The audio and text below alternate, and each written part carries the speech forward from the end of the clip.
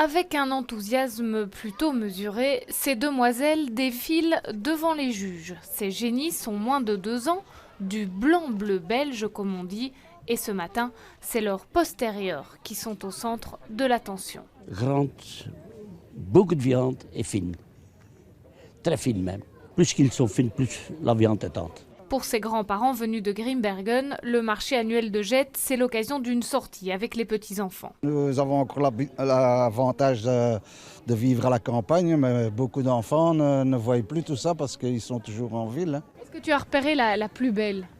Oui, c'est là, la noire, là. Je pense qu'elle va gagner. Oui.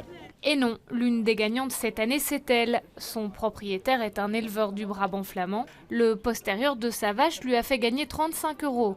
Cela ne couvre pas les contrôles et les prises de sang que les vaches doivent passer pour concourir, mais pour lui, c'est une question de prestige. Si on voit la télévision, on écoute toujours et beaucoup du commentaire négatif.